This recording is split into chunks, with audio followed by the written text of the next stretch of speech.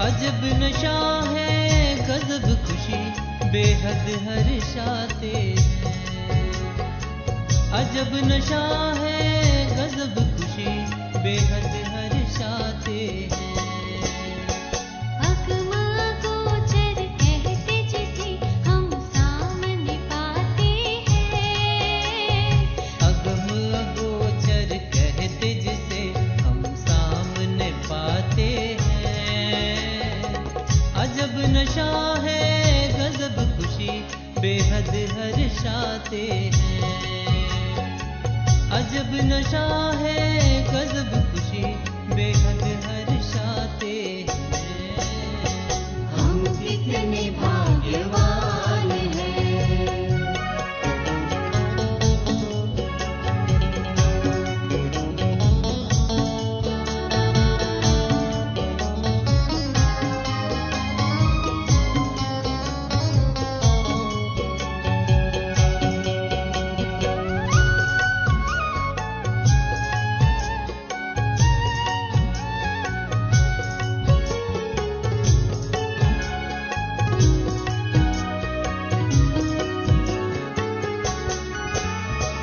पवित्रता आनंद प्रेम के हीरे माणिक मोती, सुख शांति संतोष को पाकर जग गई जीवन ज्योति।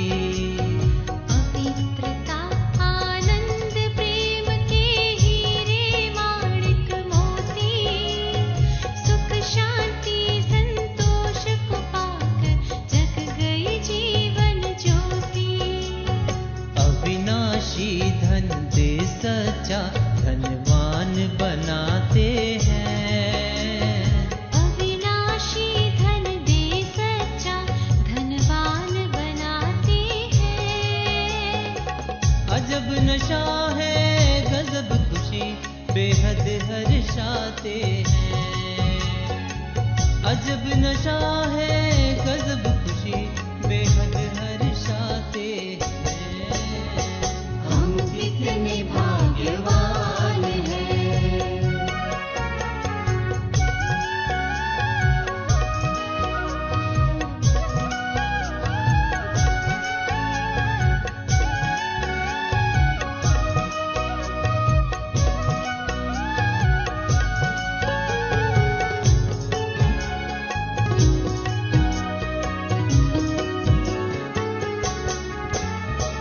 अपरंपार प्रभु ने हमको अपना पार बताया। वेद शास्त्र सारे ग्रंथों का सारा सार सुनाया।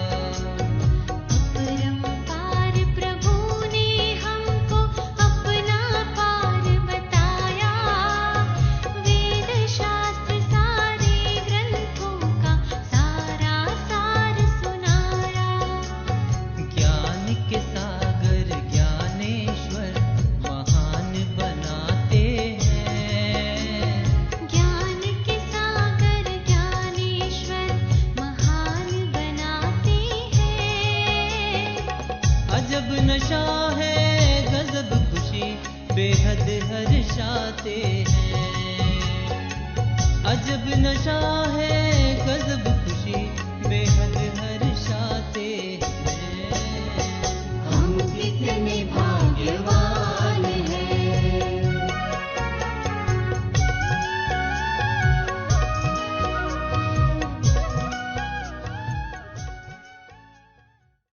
ओम शांति। कल्प के संगम युग पर खुद भाग्य विधाता वरदाता इस सृष्टि पर आते हैं और हमें पुरुषोत्तम बनाते हैं। सब पुरुषों में यानी सर्व आत्माओं में उत्तम बनाते हैं। और उत्तम बनने का आधार है ईश्वरीय महावाक्य, जिसे सुनाने के लिए रोज शिव बाबा परम धाम से शिक्षक बनकर हमारे समक्ष आते हैं और हमें देह से उपराम होने का सत्य स्वरूप में टिकने का, अपने जीवन को श्रेष्ठ बनाने का, बाबा को याद करने का, सृष्टि चक्र को समझने का वंडरफुल ज्ञान सुनाते हैं। ऐसा ज्ञान जो इस संपूर्ण सृष्टि में कभी कोई मनुष्य आत्मा किसी को ना दे पाई। तो ऐसा सर्वोच्च ज्ञान सुनने के निमित्त हम आत्माएं भाग्यशाली आत्माएं हैं, क्योंकि इस संसार में भी इस ज्ञान को समझने का भाग्य केवल हमें मिला है। परंतु कई बार हम अपने इस भाग्य को समझ नहीं पाते, गफलत कर देते हैं, पढ़ाई मिस कर देते हैं, और क्या करते हैं, सुनते सुनते बुद्धि को भटकाते हैं।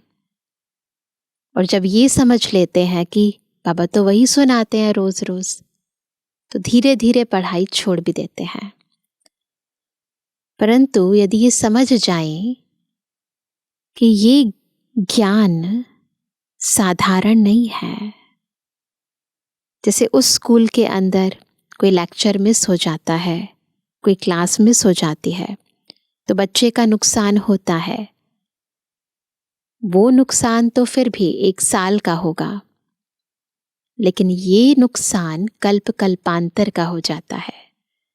तो जब बुद्धि बेहद की नहीं होती, हद की प्राप्तियों में, हद के संबंधों में, हद के कर्मों में उलझी हुई होती है, तो ईश्वरीय ज्ञान रत्न मिलते हुए भी हम उन्हें धारण नहीं कर पाते।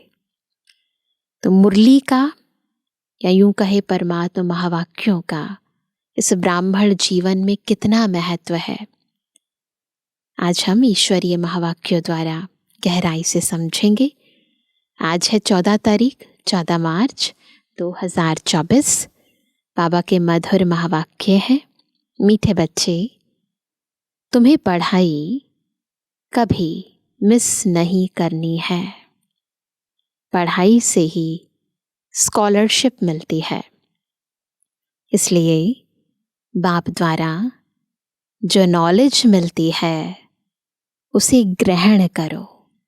मिल रही है नॉलेज, पर इसे ग्रहण तो करें। जैसे किसी को भोजन दिया जाता है, परंतु भोजन अपने देह में डालना है ना, भोजन ग्रहण करना, वो तो हमें खुद ही करना पड़ेगा ना।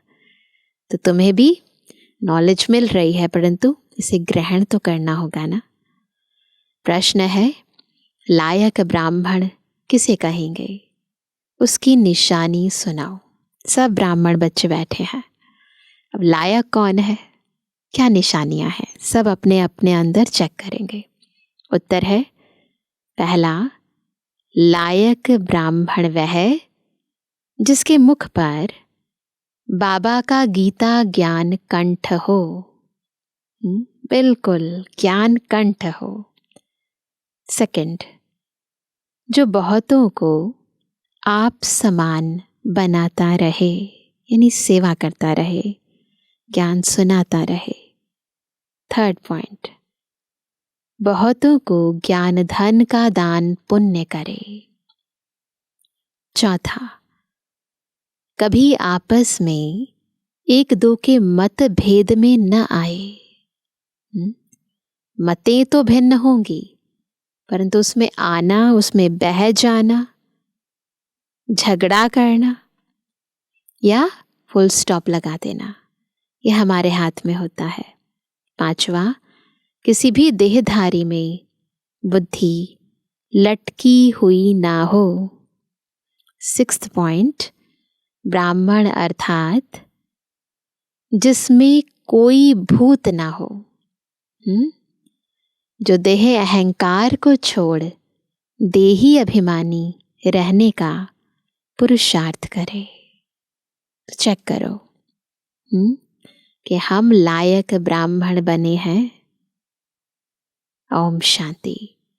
बाप ने अपना और सृष्टि चक्र का परिचय तो दिया है, यह तो बच्चों की बुद्धि में बैठ गया है कि सृष्टि चक्र हूबहू रिपीट होता है। जैसे नाटक बनाते हैं, मॉडल्स बनाते हैं, फिर वह रिपीट होते हैं। तुम बच्चों की बुद्धि में यह चक्र चलना चाहिए। तुम्हारा नाम भी है स्वदर्शन चक्रधारी, तो बुद्धि में फिरना चाहिए। बाप द्वारा जो नॉलेज मिलती है वो ग्रहण करनी चाहिए। ऐसी ग्रहण हो जाए, कैसी ग्रहण हो जाए? जो पिछाड़ी में बाप और रचना के आदि मध्य अंत की याद रहे, और कुछ भी याद ना हो। बाबा याद हो, रचना का आदि मध्य अंत याद हो, यानी सृष्टि चक्र याद हो। बच्चों को बहुत अच्छी रीति पुरुषार्थ करना है। यह है एजुकेशन। बच्चे जानते हैं, यह एजुकेशन सिवाय तुम ब्राह्मणों के कोई भी नहीं जानते। वर्णों का फर्क तो है ना। मनुष्य समझते हैं हम सब मिलकर एक हो जाएं। अब इतनी सारी दुनिया एक तो हो नहीं सकती। यहाँ सारे विश्व में एक राज्य, एक धर्म, एक भाषा चाहिए। इतनी बड़ी दुनिया है, यूनिटी कैसे होगी? वो तो सतयुग में था, थोड़ी पॉपुलेशन थी तो पॉसिबल था, और अभी तो असंभव है। वैसे ही इतनी वैरायटी हो चुकी है। विश्व की बादशाही थी, जिसके मालिक यह लक्ष्मी नारायण थे। तुमको यह बताना है, क्या बताना है? कि विश्व में शांति का राज्य यह है। कौन सा राज्य है? सतयुग में। सिर्फ भारत की ही बात है। जमीनों का राज्य होता है तो सारे विश्व में शांति हो जाती है। जब लक्ष्मी नारायण का राज्य होता है तो सारे विश्व में सब जगह शांति हो जाती है। यह सिवाय तुम्हारी और कोई जानते नहीं। सब हैं भक्त। फर्क भी तुम देखते हो। भक्ति अलग है, ज्ञान अलग है। ये फर्क किसको पता है? हमें पता है। हमने भक्ति का पाठ भी पूरा किया, अभी ज्ञान में आ गए हैं। ऐसे नहीं भक्ति न करने से कोई भूत प्रेत खा जाएंगे, है ना? कई लोग वहम में आ जाते हैं। नहीं, तुम तो बाप के बने हो। तुम्हारे में जो भूत हैं वह सब निकल जाने हैं। पहले नंबर में भूत है। फर्स्ट नंबर का भूत कौन सा है ना? सारे भूतों की जड़ देह अहंकार। इनको निकालने लिए ही क्या कहते हैं बाबा? बाप देही अभिमानी बनाते रहते हैं। बाप को याद करने से कोई भी भूत सामने आएगा नहीं। बाबा है भूतनाथ ना, तो बाबा को याद करेंगे तो सब भूत भाग जाएंगे, आएंगे ही नहीं इनफैक्ट। तो बाबा कहते हैं कि 21 जन्मों के लिए कोई भूत आता नहीं। ऐसा नहीं केवल अभी की बात है, परंतु बाबा को याद करेंगे, आत्मा इतनी पावरफुल हो जाएगी कि 21 जन्म तक कोई भी भूत नहीं आएगा। यह 5 भूत हैं रावण संप्रदाय के। रावण राज्य कहते हैं। राम राज्य अलग है, रावण राज्य अलग है। रावण राज्य में भ्रष्टाचारी और राम राज्य में श्रेष्ठाचारी होते हैं। आचरण का फर्क है। एक है भ्रष्ट आचरण, एक है श्रेष्ठ आचरण। आत्मा अपवित्र है तो भ्रष्ट कर्म करती है, आत्मा पवित्र है तो श्रेष्ठ कर्म करती है। तो बाबा कहते हैं कि रावण राज्य में भ्रष्टाचारी और राम राज्य में श्रेष्ठाचारी होते हैं। इसका फर्क भी तुम्हारे सिवाय कोई को पता नहीं है। तुम्हारे में भी जो समझो होशियार हैं वो अच्छी रीति समझ सकते हैं, क्योंकि माया बिल्ली कम नहीं है। कभी कभी पढ़ाई छोड़ देते हैं, सेंटर पर नहीं जाते हैं, दैवी गुण धारण नहीं करते, आंखें भी धोखा देती हैं। कोई चीज अच्छी देखी तो खा लेते हैं। तो अब बाप समझाते हैं कि तुम बच्चों की यह यानी लक्ष्मी नारायण एम ऑब्जेक्ट है। तुमको ऐसा बनना है। कैसा बनना है? लक्ष्मी नारायण जैसा। ऐसे दैवी गुण धारण करने हैं। यथा राजा रानी तथा प्रजा सब में दैवी गुण होते हैं। कहाँ? सतयुग में। वहाँ आसुरी गुण होते नहीं, असुर होते नहीं। तुम ब्रह्मा कुमार कुमारियों के सिवाय और कोई नहीं जो इन बातों को समझे। तुमको शुद्ध अहंकार है ना? शुद्ध अहंकार। दुनिया वालों का है अशुद्ध अहंकार, हमें शुद्ध अहंकार है। जो बाबा हमें नशा चढ़ाते हैं, आत्मा को अपने समानों पर ईश्वरीय प्राप्तियों का नशा रहता है, परंतु वहाँ है जो चीज़ हमारी नहीं है, जो हम नहीं है, उस अस्तित्व का नशा है। तो वो है अशुद्ध अहंकार। तुम आस्तिक बने हो क्योंकि मीठे मीठे रूहानी बाप के बने हो। यह भी जानते हो कोई भी देहधारी कभी राजयोग का ज्ञान व याद की यात्रा सिखला नहीं सकते। एक बाप ही सिखलाते हैं। तुम क्या करते हो? तुम सीख कर फिर औरों को सिखलाते हो। तुमसे पूछेंगे तुमको यह किसने सिखाया? तुम्हारा गुरु कौन है? क्योंकि टीचर तो आध्यात्मिक बातें नहीं सिखलाते, यह तो गुरु ही सिखलाते हैं। यह बच्चे जानते हैं हमारा गुरु नहीं, हमारा है सतगुरु। उनको सुप्रीम भी कहा जाता है। ड्रामानुसार सतगुरु खुद आकर परिचय देते हैं और जो कुछ सुनाते हैं वह सब सत्य ही समझाते हैं और सचखंड में ले जाते हैं। सत्य एक ही है, बाकी कोई देहधारी को याद करना है झूठ। किसी को भी याद करना झूठ है, केवल एक बाबा को याद करना सच है, क्योंकि वही सत्य है। तो बाबा कहते हैं यहाँ तो तुम्हें एक बाप को ही याद करना है। जैसे सब आत्माएं ज्योति बिंदु हैं, तो बाप भी ज्योति बिंदु है। बाकी हर आत्मा के संस्कार कर्म अपने अपने हैं। एक जैसे संस्कार हो नहीं सकते, एक जैसे संस्कार नहीं हो सकते। अगर एक जैसे संस्कार हों फिर तो फीचर्स भी एक जैसे हों। संस्कारों के अनुसार ही ये साकार स्वरूप मिलता है ना? जैसे संसार का आधार संस्कार है, वैसे साकार शरीर का आधार भी आत्मा के संस्कार है। इसीलिए संस्कार प्रमाण हमें ये साकार शरीर मिलता है। अब संस्कार किसी के दूसरे से मैच नहीं करते, तो इसलिए बॉडी के फीचर्स भी मैच नहीं करते, एक जैसे नहीं हो सकते। कभी भी एक जैसे फीचर्स नहीं हो सकते, थोड़ा फर्क जरूर होता है। यह नाटक तो एक ही है, सृष्टि भी एक ही है, अनेक नहीं।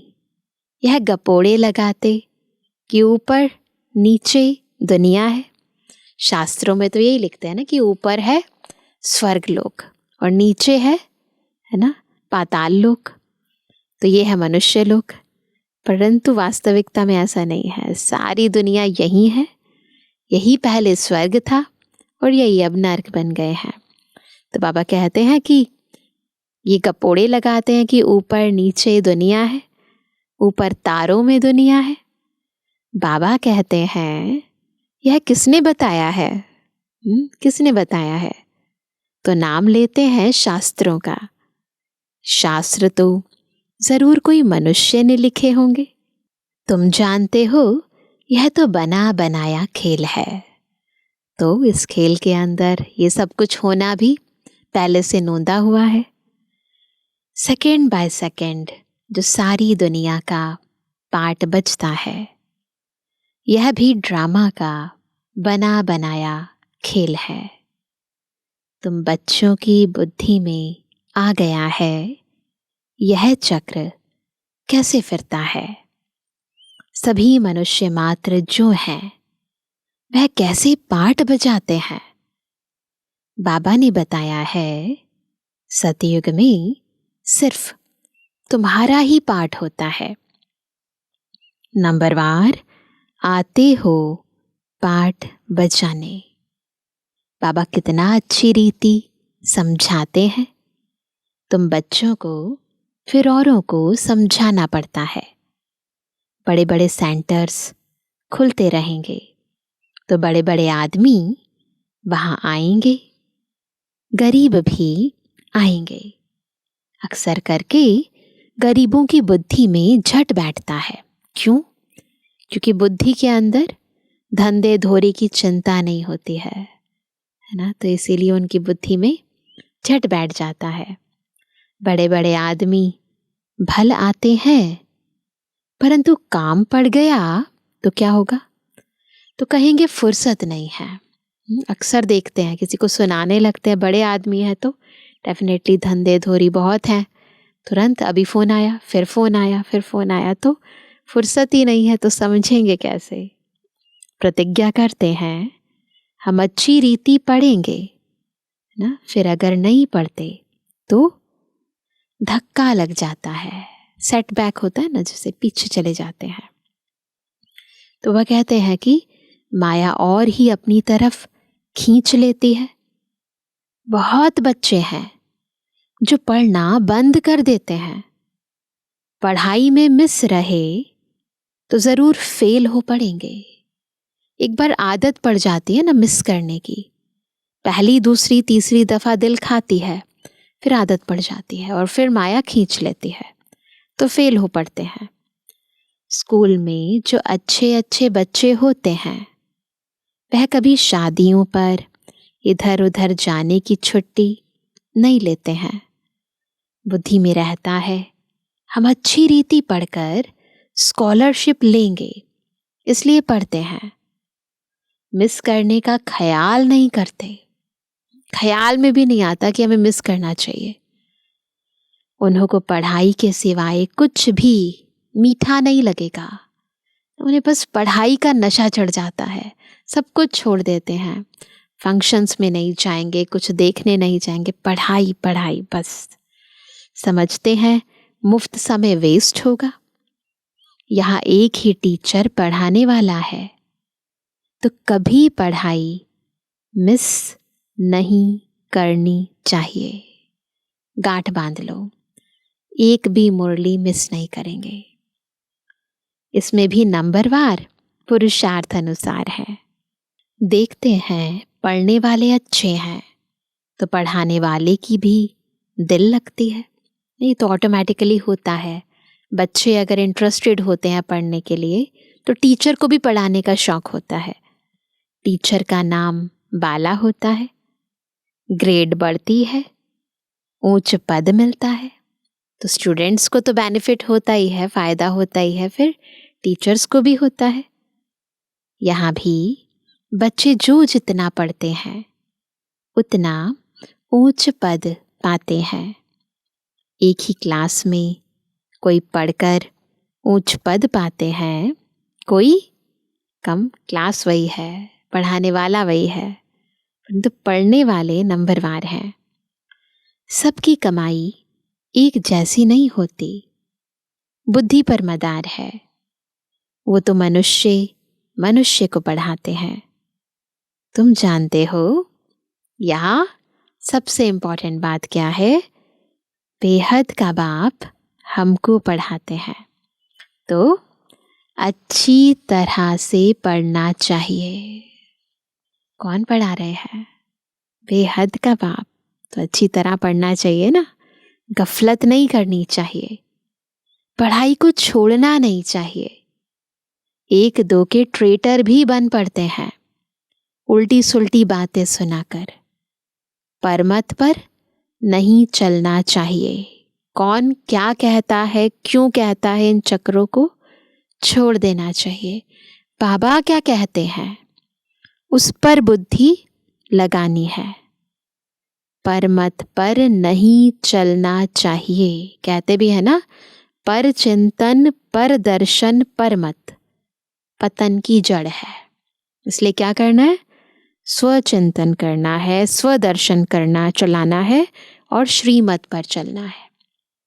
श्रीमत के लिए कोई कुछ भी कहे, तुमको तो निश्चय है बाप हमको पढ़ाते हैं, फिर वह पढ़ाई छोड़नी नहीं चाहिए। बच्चे नंबरवार हैं, बाप तो अव्वल नंबर है। इस पढ़ाई को छोड़ और कहाँ जाएंगे? और कहाँ से यह पढ़ाई मिल ना सके। शिव बाबा से पढ़ना है, सौदा भी शिव बाबा से करना है। कोई उल्टी सुल्टी बातें सुनाकर औरों का मुख मोड़ देते हैं, उन्हें भी पढ़ाई से अलग कर देते हैं। यह बैंक शिव बाबा की है। समझो कोई बाहर में सत्संग शुरू करते, कहते हैं हमें शिव बाबा की बैंक में जमा करना है। कैसे करेंगे? बच्चे जो आते हैं शिव बाबा की भंडारी में डालते हैं, एक पैसा भी देते हैं तो 100 गुना होकर मिलता है। शिव बाबा कहते हैं तुमको इनके बदले महल मिल जाएंगे। देखो वंडरफुल बाबा, कौड़ी से हीरा हमें भी बना देते हैं और हमारी कौड़ियों को भी हीरा बना देते हैं। यह सारी पुरानी दुनिया खत्म होने वाली है। धनवान अच्छे अच्छे कुटुंब से बहुत आते हैं। ऐसे कोई नहीं कहते हैं कि हमारी शिव बाबा के भंडारे से परवरिश नहीं होती है। सबकी पालना हो रही है। बाबा सब बच्चों की पालना करते हैं। कोई गरीब है, कोई साहूकार है। साहूकार से गरीब पलते हैं, वो धन ईश्वरीय सेवा अर्थ देते हैं, तो फिर गरीबों की सेवा में लगता है वो धन। इसमें डरने की बात नहीं। बहुत चाहते हैं हम बाबा के बन जाएं, परंतु लायक भी हो। ऐसा नहीं है बन नहीं सकते, समर्पित नहीं हो सकते, परंतु अपने को उस लायक बनाना भी तो पड़ेगा ना। तंदुरुस्त भी चाहिए, ज्ञान भी दे सके, है ना। तंदुरुस्त भी चाहिए, हेल्थ वेल्थ सब कुछ चाहिए, हैप्पीनेस नॉलेज सब चाहिए। गवर्नमेंट भी बहुत जांच कर लेती है। गवर्नमेंट जॉब में जाते हैं तो फिर एग्ज़ाम्स भी होते हैं, फिर इंटरव्यू भी होते हैं, फिर आपका हेल्थ चेकअप भी होता है, तभी तो जॉब मिलती है ना। तो अब कहते हैं कि गवर्नमेंट भी बहुत जांच कर लेती है। यहाँ भी सब कुछ देखा जाता है। सर्विस कर सकते हैं, नंबरवार तो हैं। सब अपना अपना पुरुषार्थ कर रहे हैं। कोई अच्छा पुरुषार्थ करते करते फिर एब्सेंट हो जाते हैं। अच्छा अच्छा चल रहे थे ज्ञान में, फिर अचानक से कोई बात हुई और एब्सेंट हो जाते हैं। कारणे अकारणे आना छोड़ देते हैं। फिर तंदुरुस्ती भी ऐसी हो जाती है। देह की बात नहीं है, आत्मा की तंदुरुस्ती की बात है। तो आत्मा धीरे धीरे कमज़ोर हो जाती है। एवर तंदुरुस्त बनाने के लिए यह सब सिखाया जाता है। ये सब बातें बाबा क्यों सिखाते हैं, रोज़ ज्ञान क्यों देते हैं? ताकि आत्मा एवर तंदुरुस्त बन जाए। जिनको शौक है, समझते हैं याद से ही हमारे पाप कटते हैं, वो अच्छी रीति पुरुषार्थ करते हैं। तो अच्छी रीति पुरुषार्थ करने के लिए क्या चाहिए? शौक चाहिए, इंटरेस्ट होना चाहिए इसके अंदर। कोई तो लाचार टाइम पास कर रहे हैं, मजबूरी से कर रहे हैं। अपनी अपनी जांच करनी है। बाप समझाते हैं, गफलत करेंगे तो वह पता पड़ जाएगा यह किसको पढ़ा नहीं सकते, है ना। गफलत करेंगे तो पता चल जाएगा कि ये नहीं किसी को समझा सकते। बाबा कहते हैं 7 रोज में तुमको लायक ब्राह्मण ब्राह्मणी बन जाना है। 7 डेज कोर्स करना, उसके बाद लायक बन जाना कि हमें भी ब्राह्मण ब्राह्मणी बनना है। सिर्फ नाम का ब्राह्मण ब्राह्मणी नहीं चाहिए। ब्राह्मण ब्राह्मणी वह है जिनके मुख में बाबा का गीता ज्ञान कंठ हो। ब्राह्मण ब्राह्मणियों को भी मंत्र श्लोक रटे हुए होते हैं ना, यहाँ पर भी बाबा का ज्ञान कंठ होना चाहिए। जब जहाँ मौका मिले ज्ञान सुना सकें। ब्राह्मणों में भी नंबरवार तो होते ही हैं, यहाँ भी ऐसे ही है। पढ़ाई पर अटेंशन नहीं तो क्या जाकर बनेंगे। हर एक को अपना पुरुषार्थ करना है, सर्विस का सबूत देना चाहिए। तब समझ में आएगा कि यह ऐसा पद पाएगा, फिर वह कल्प कल्पांतर के लिए हो जाएगा। पढ़ते पढ़ाते नहीं है तो अंदर में समझना चाहिए कि मैं पूरा पढ़ा नहीं हूं, तब पढ़ा नहीं सकता।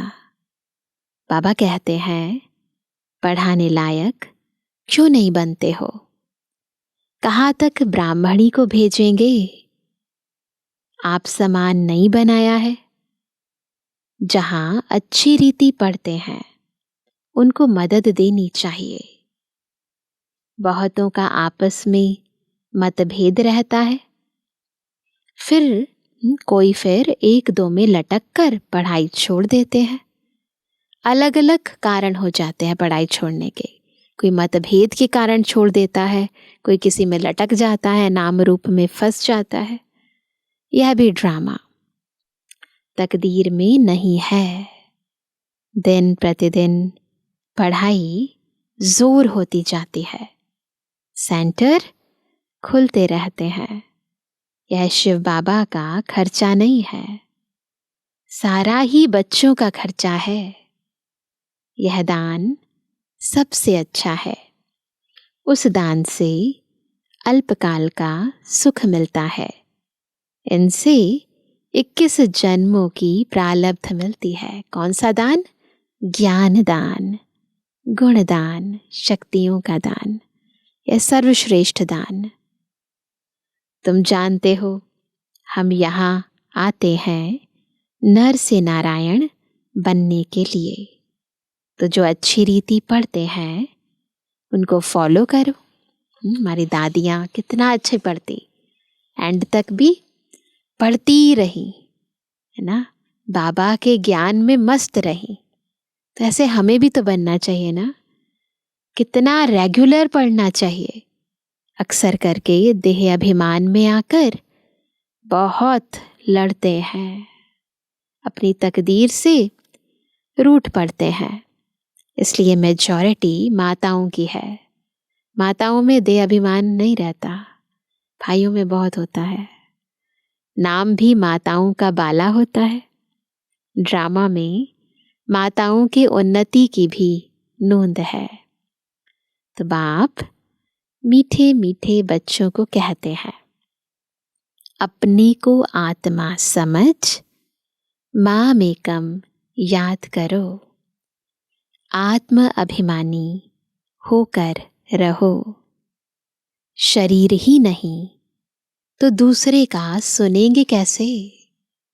बिल्कुल बॉडी लेस हो जाओ, अशरीरी, देही अभिमानी हो जाओ।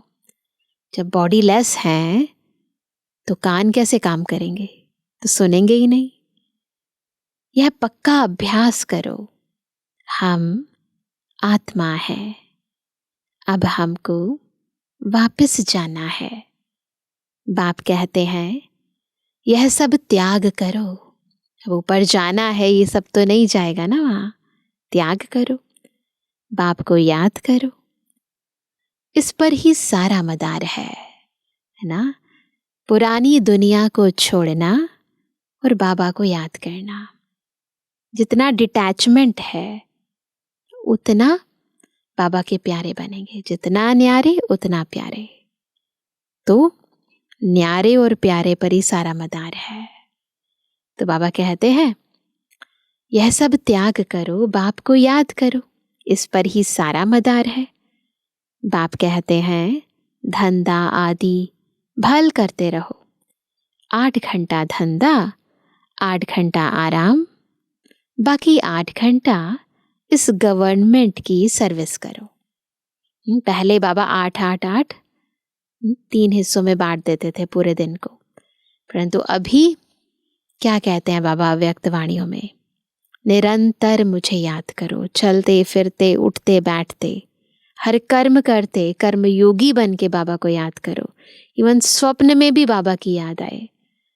तो अभी 8 घंटे की बात नहीं है, अभी योगी जीवन बना लो, है ना। तो बाबा कहते हैं यह भी तुम मेरी नहीं सारे विश्व की सेवा करते हो। ऐसा नहीं है गवर्नमेंट की सेवा करो यानी बाबा की सेवा करो। तो बाबा की कोई पर्सनल सेवा थोड़ी ना करते हैं, हम तो सारे विश्व की सेवा करते हैं। इसके लिए टाइम निकालो। मुख्य है याद की यात्रा। टाइम वेस्ट नहीं करना चाहिए। उस गवर्नमेंट की 8 घंटा सर्विस करते हो, उससे क्या मिलता है? 1000, 2, 5000। इस गवर्नमेंट की सर्विस करने से तुम क्या बनते हो, है ना? पद्मा पदम पति बनते हो। तो कितना दिल से सेवा करनी चाहिए। 8 रत्न बने हैं तो जरूर 8 घंटा बाबा को याद करते होंगे। भक्ति मार्ग में बहुत याद करते हैं, टाइम गवाते हैं, मिलता कुछ भी नहीं है। भक्ति मार्ग में तो कितना टाइम गवाते हैं। तीर्थों पर जाते हैं, छुट्टियां लेकर जाते हैं, परमात्मा को याद करते हैं, व्रत उपवास करते हैं, कितना टाइम गवाते हैं और मिलता कुछ भी नहीं है। गंगा स्नान जप तप आदि करने से बाप नहीं मिलता है जो वर्षा मिले। यहाँ तो तुमको बाप से वर्षा मिलता है। अच्छा, मीठे मीठे सर्व से एबल आज्ञाकारी बच्चों पर माता पिता बाप दादा का याद। Good morning. रूहानी बच्चों की रूहानी बाप दादा को गुड मॉर्निंग, नमस्ते नमस्ते नमस्ते। धारणा के लिए मुख्य सार। पहला, श्रीमत को छोड़ कभी परमत पर नहीं चलना है। उल्टी सुल्टी बातों में आकर पढ़ाई से मुख नहीं मोड़ना है। मतभेद में नहीं आना है। सेकंड पॉइंट, अपनी जांच करनी है कि हम कहाँ गफलत तो नहीं करते हैं। पढ़ाई पर पूरा अटेंशन है, समय व्यर्थ तो नहीं गवाते हैं, आत्म अभिमानी बने हैं, रूहानी सेवा दिल से करते हैं। तो ये सारी अपनी जांच करनी है। वरदान है, रूहानी अथॉरिटी के साथ निरहंकारी बन सत्य ज्ञान का प्रत्यक्ष स्वरूप दिखाने वाले सच्चे सेवाधारी भव। सच्चे सेवाधारी कैसे बनेंगे? जब रूहानी अथॉरिटी के साथ, रूहानी अथॉरिटी जिस्मानी नहीं, इसके साथ निरहंकारी बन ज्ञान का प्रत्यक्ष स्वरूप दिखाएंगे। जैसे वृक्ष में जब संपूर्ण फल की अथॉरिटी आ जाती है तो वृक्ष झुक जाता है। लदा हुआ वृक्ष झुकता है, अर्थात निर्माण बनने की सेवा करता है। ऐसे रूहानी अथॉरिटी वाले बच्चे, रूहानी अथॉरिटी, आत्मा के गुण, आत्मा की शक्तियां, ईश्वरीय ज्ञान इमर्ज रूप में हो, अनुभव के साथ आत्मा अंदर तक ईश्वरीय प्राप्तियों को संभाले, तो ऐसी रूहानी शक्तियों की अथॉरिटी, रूहानी गुणों की अथॉरिटी वाले बच्चे, जितनी बड़ी अथॉरिटी उतने निर्माण और सर्व के स्नेही होंगे। अल्पकाल की अथॉरिटी वाले अहंकारी होते हैं। जो दुनिया में किसी बात की, किसी चीज़ की, किसी को अथॉरिटी मिल जाती है, कोई पोस्ट पोजीशन मिल जाती है तो अहंकारी हो जाते हैं। लेकिन सत्यता की अथॉरिटी वाले अथॉरिटी के साथ निरहंकारी होते हैं। यही सत्य ज्ञान का प्रत्यक्ष स्वरूप है। सच्चे सेवाधारी की वृत्ति में जितनी अथॉरिटी होगी, उसकी वाणी में उतना ही स्नेह और नम्रता होगी। जो चेक करें, सत्यता की अथॉरिटी है, असत्यता की तो नहीं है। स्लोगन है, भाग्य का आधार त्याग है, बिना त्याग के भाग्य नहीं मिलता। तो इसीलिए त्याग करना है पुरानी दुनिया का, पुरानी देह का, विनाशी प्राप्तियों का। आज सभी विशेष आत्म अभिमानी स्थिति बनाने का अभ्यास करेंगे। बिल्कुल देह से अलग मैं आत्मा हूँ। फिर स्मृति में लाएंगे, मैं कौन सी आत्मा हूँ? मैं मास्टर सर्वशक्तिमान आत्मा हूँ। मैं मास्टर पवित्रता का सागर हूँ। मैं मास्टर सुखों का सागर हूँ। मैं विश्व कल्याण की सेवा के निमित्त हूँ। मैं विश्व परिवर्तक आत्मा हूँ। ऐसे भिन्न भिन्न स्वमानों को बार बार स्मृति में लाएंगे। ये स्वमान ही मेरा अभिमान है, आत्मा का अभिमान है। तो एक तरफ सोल कॉन्शियस स्टेज और दूसरा इस कॉन्शियसनेस में भी वो अथॉरिटी। अच्छा, ओम शांति।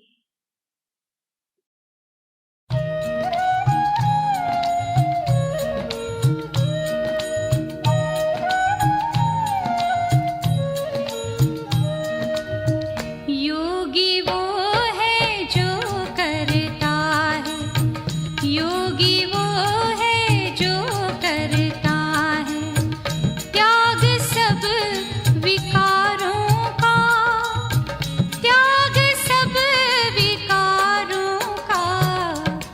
निंदा स्तुति हानि और लाभ में, निंदा स्तुति हानि और लाभ में एक समान वो रहता है, एक समान वो रहता है। योगी प्रभु का प्यारा है, योगी प्रभु का प्यारा है।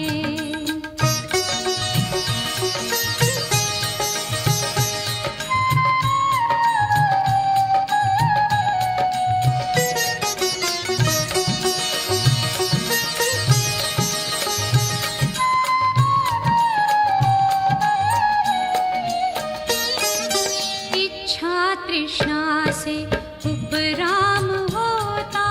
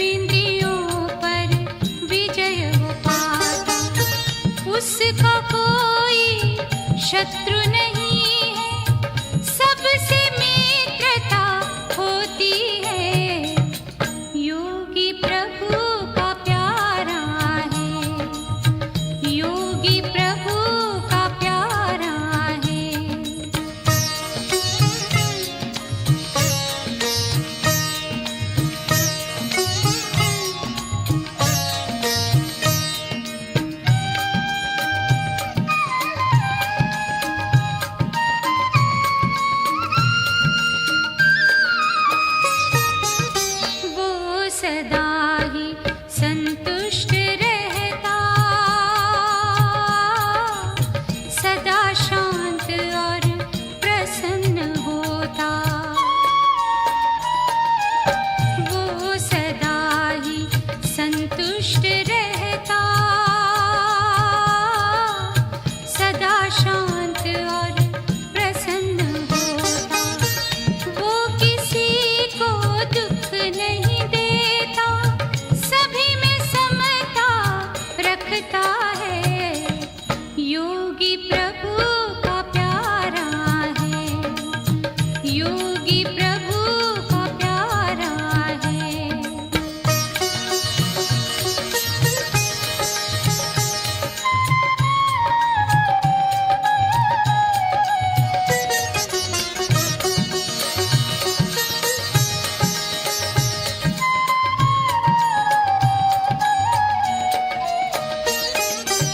सत्य के पथ पर वो चलता है, अहिंसा का पालन करता है।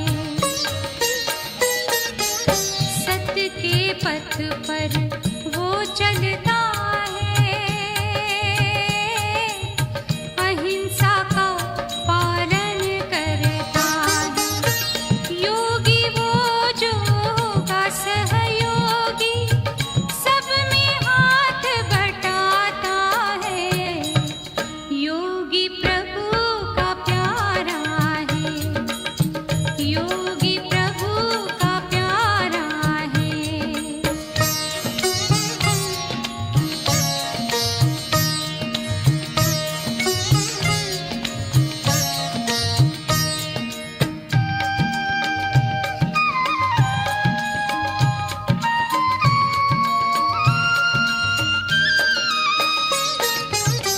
उसका चित्त सदा निर्मल होता,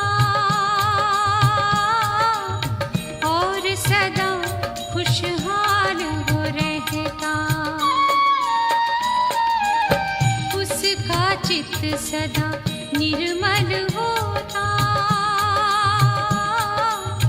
और सदा खुशहाल हो रहता।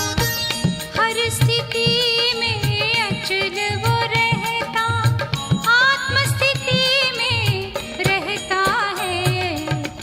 योगी वो है जो करता है, योगी वो है जो करता है।